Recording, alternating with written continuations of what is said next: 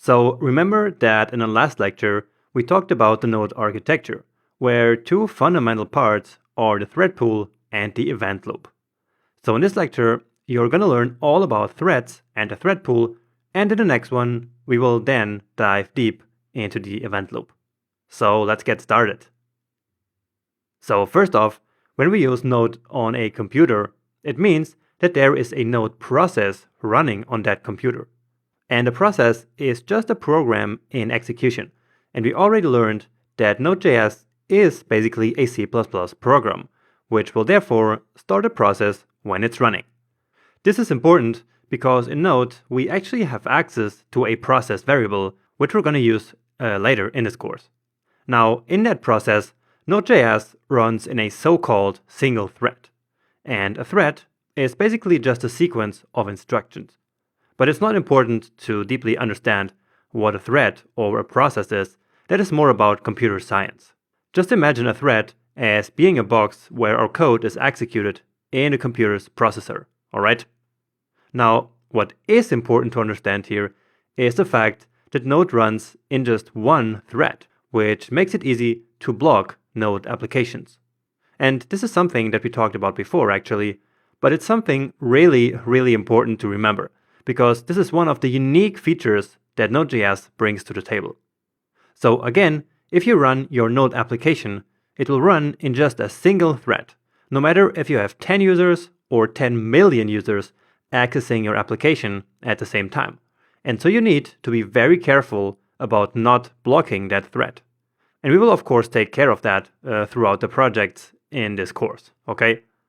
Moving on, let's now quickly understand exactly what happens in a single thread when you start your Node application. So when the program is initialized, all the top-level code is executed, which means all the code that is not inside any callback function, okay? Also, all the modules that your app needs are required, and all the callbacks are registered, just like the ones that we used for our HTTP server in the Node Farm app. Remember that? Then, after all that, the event loop finally starts running. And again, more about the event loop in the next video. What you need to know for now is that the event loop is where most of the work is done in your app. So it's really the heart of the entire Node architecture. But here is the catch. Some tasks are actually too heavy. They are too expensive to be executed in the event loop, because they would then block the single thread.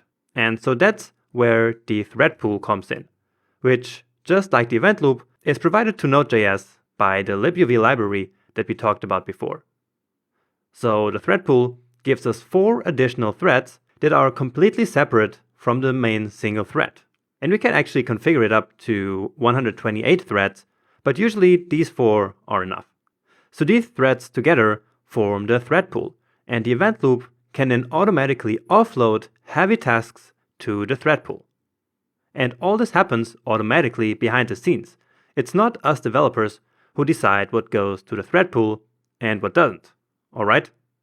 Now, the expensive tasks that do get offloaded are all operations dealing with files, everything related to cryptography like hashing passwords, then all compression stuff, and also DNS lookups, which basically matches web domains to their corresponding real IP addresses. So this is the stuff that would most easily block the main thread. And so Node takes care of automatically offloading them into the thread pool, where they don't block our event loop. And that is the most important thing that I want you to retain from this video, alright? So let's now move on and talk about the event loop itself.